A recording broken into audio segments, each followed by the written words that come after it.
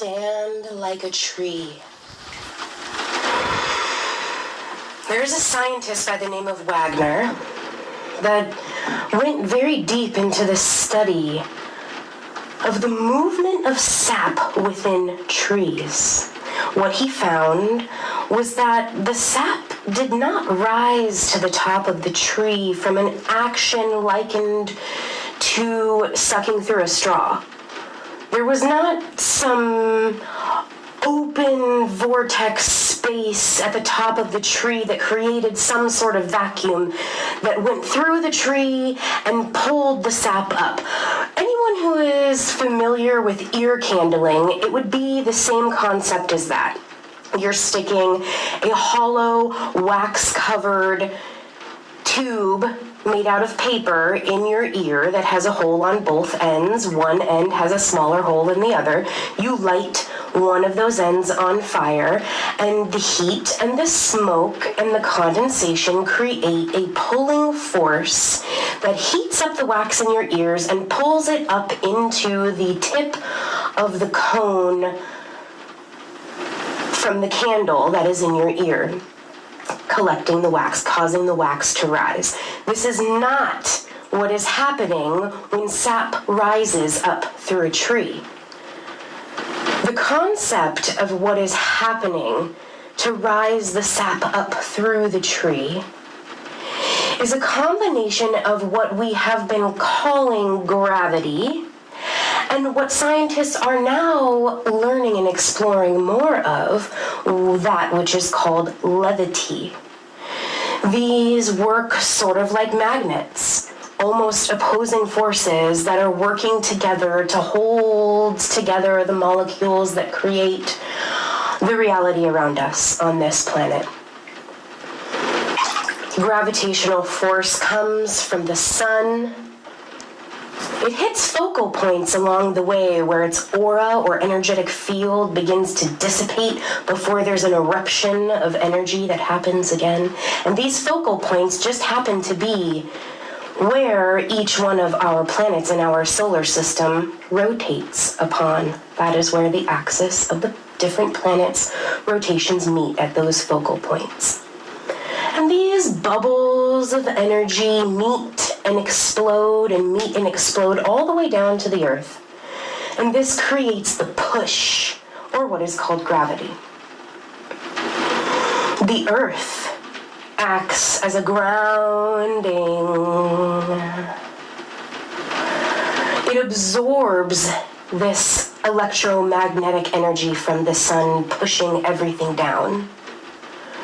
And it creates the force of levity, pushing back up into the cosmos through your physical body, which acts as the conduit, splitting the two energies of gravity and levity, creating this buoyant state in between that keeps us anchored perfectly on the ground and in our form. This action you can observe from the micro to the macro. You can observe it on a cellular, molecular level. You can witness this energetic gravity and levity happening simultaneously. You can also witness this action occurring in our body every single day without our participation. In our circulatory system, the way that the blood moves down through our body with a pull, co-created with the metals within our blood that are the very stardust from where our gravitational push comes from. And the rise of the blood from the very depths of your physical being, rising, levitating back up through your entire being all the way up to your brain, connecting you back to this original light or gravitational pushing force, tying us to the core magnetism of the Earth and the core magnetism of Source. This is a great representation of how the divine flows within and through each one of us, through every particle of our being. And not just us, but plants, animals, every single bit of creation on this planet and our solar system and in all of creation exists this divine dance of energy, push and pull, duality that holds the Vesica Pisces so beautifully in the center for us to have this condensed moment of human experience.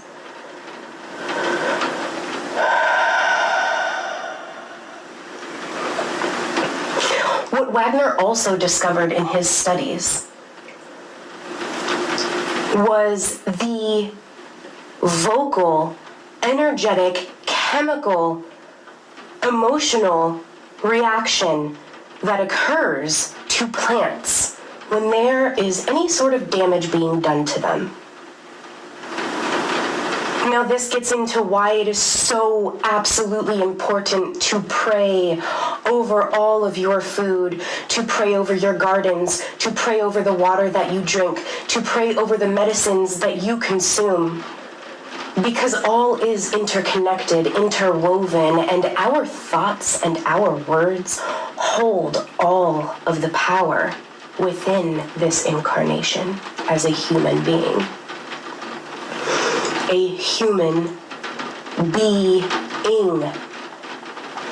Willing the being into existence through our physical form and our abilities that have yet to be fully realized and manifested, but here we are working on this together so that each one of us has full access to these abilities, these innate, intrinsic abilities that exist within each one of us. And so studies were done where they found that within seconds of a human being even thinking about or imagining cutting down a tree in a forest, that tree has already sent screams, released chemicals, frequencies, and emotions to all of the plant life around. That danger is imminent. So vegans and vegetarians, your plants, feeling bodies are not any different of that of any others. Now, how we choose to interact with this information is what matters most. If you are going into a forest and you are harvesting medicines, or even if you just look at it like picking a flower, ask permission. Consent is everything, and that is not just beholden to human beings and our interactions with one another. Sit with the plant or the fungus that you, or water even, that you plan on harvesting. Soil, if you plan on digging within the earth, sit with it first. Tune in to your own energetic field and the energetic field of whatever it is you are interacting with. Either out loud or within your psyche, connect with this plant or material. Thank it for its existence. Thank it for its interconnectedness to all life on this planet. Envision yourself harvesting this material before doing it. And as you are harvesting, envision the electromagnetic field of this being not ceasing to exist because of your harvesting or manipulation, but instead weaving in totality with the energetic fabric of your own being and all creation outside of yourself. So that it is a constant recycling. Reduce, reuse, recycle.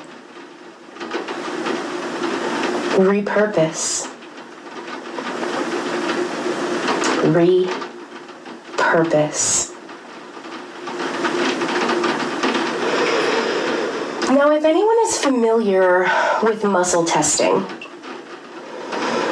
it's the ability, to have a substance or a material enter into your magnetic field. You usually hold on to it. And holding out your other arm, you have someone press on your arm. And if it is something that is within alignment within your being, your arm will stay steady. If it is something that is not within alignment to your being, your arm, against your will become very weak and drop when a person pushes on it. This is very basic muscle testing concept, okay?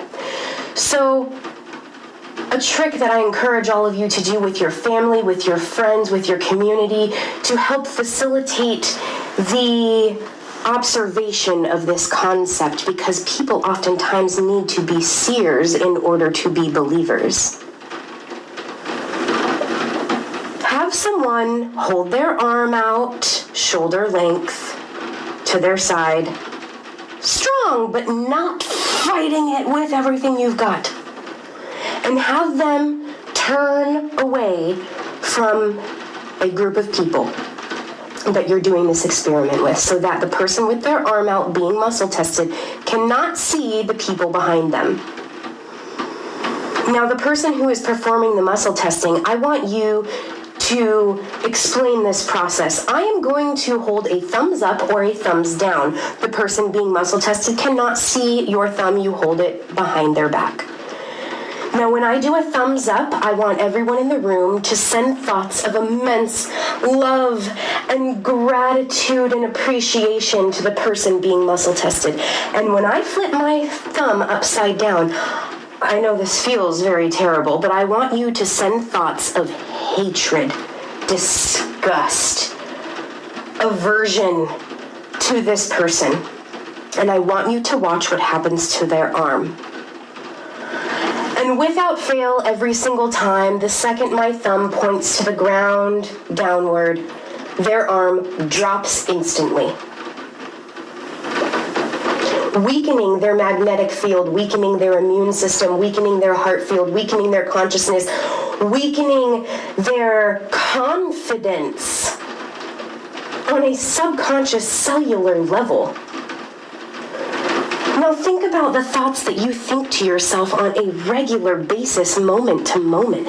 And if those thoughts are not completely interwoven with the frequencies of love and gratitude and appreciation, you're going to run into dis-ease.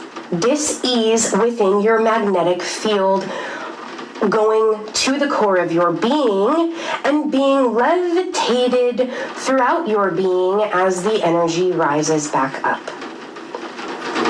seating itself within the fabric, gridding of your entire being. And then this becomes you. Furthermore, there were tests done on yogurt. A dish of yogurt was placed in one room. A dish of the exact same yogurt was placed a few rooms over. An antibiotic was placed inside of one of the yogurts, and an electromagnetic pulsometer was connected to the yogurt in the other room that was able to record the chemical, vocal, and frequency reactions occurring within the yogurt that had not been given the antibiotic.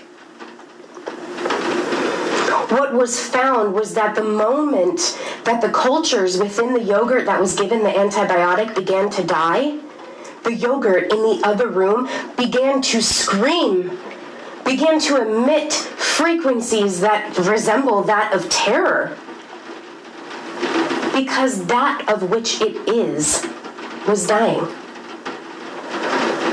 We do not need to be in the same physical body to have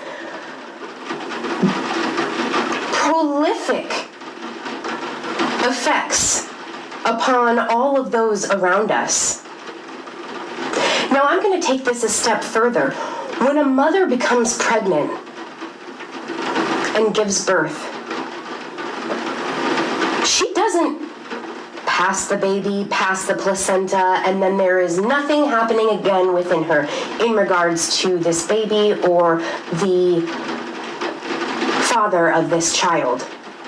But that is not the case, because as we've been shown through muscle testing, everything affects everything, and the frequencies reside there sometimes forever. Well, it has been shown through science that in our physical bodies, mothers' brains specifically retain bits of DNA from their child and the father of their child for the rest of that physical being's life. So as long as I live, I will contain within my being the genetic coding and information of everything to do with my son and my son's father. There is forever a dance that will coexist between all of us because of the sacred act of union that connected us on a cellular level that will forever be played out throughout this physical being and throughout every lifetime hereafter, sometimes as dust particles, karmic dust particles, sometimes as big major themes. So this is what I'm getting at, is that it's absolutely imperative to be so pristine and ethical with all of your thoughts. Whether it is thoughts of anger and hatred, disgust, confusion, frustration, or they are thoughts of love and compassion and acceptance and liberation and reconciliation, you are choosing every moment what the fabric you are weaving into existence looks like, feels like, through your interactions with every single human being in your life, including and most importantly yourself, trickling down to the way you water your houseplants and talk to them because they are listening, to the way that you harvest, to the medicines that you take, to who created them and what energetic frequency is imprinted into them before they come into your possession. To be possessed. That energetic frequency possesses you. Be pristine. Care about the foods you are eating. Care about the medicines you are ingesting. Care about the thoughts you are thinking about yourself and all of creation around you. Care about the words that are passing through your holy gates.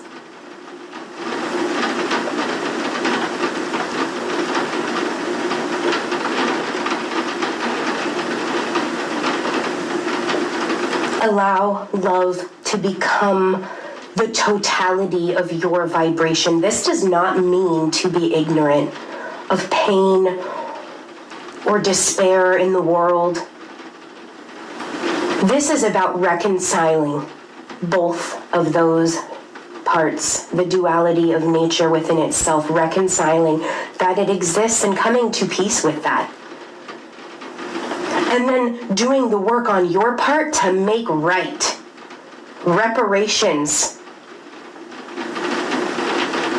within the self, with this earth, with every being around you, with every part of your reality. Take accountability and begin to shift and evolve your frequency in every word, thought, and action. Because we are all ready. We are ready for ascension. And let me tell you, when we begin to clear our energetic encoding, our webbing, our grid to that which is a state of pristine love and nothing else, when you have reconciled all of the parts, my friend, this is when you are light as a feather and stiff as a board.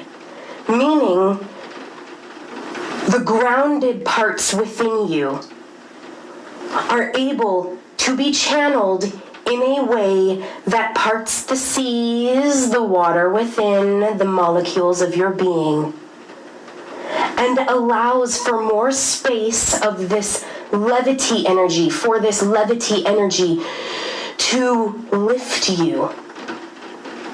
That is why when you orgasm, when you cardio exercise or do breathing exercises, pranayama, you feel light-headed, because this levity is rushing up from your grounding all the way up to your crown. Enlightenment. You are lightened. Your being is enlightened. But this is not possible if you are not living in complete and total alignment in every part of your life.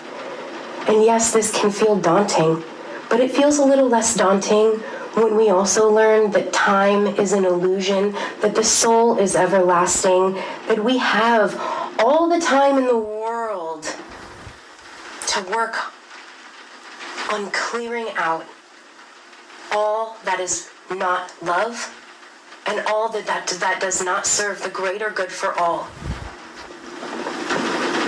However, you can also choose. You can choose to dive in and accept the challenge, because honestly, it is the sole purpose of all of humanity. This is the work, not your cubicle. This is the work that aids in lasting and eternal freedom.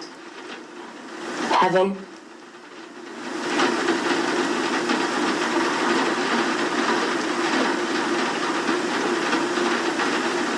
You have the choice in every moment.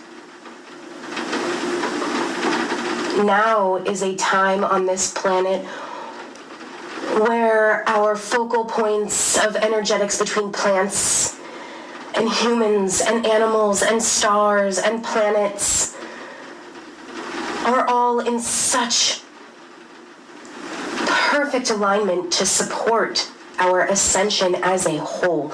We can make the decision to ascend on a personal level at any time. We just have to know how to do the work and to utilize it and master it. But as we know, when groups of people gather and meditate, the energetic field becomes massive beyond anything that which one person alone could accomplish. So if each person decided to understand these concepts and implement them into their daily lives and every moment, we would be able to ascend as a whole, which is a magnificent feat, where anything might be possible. And it becomes easier and more accessible to each one of us when we are doing this as a collective. We don't have to try as hard.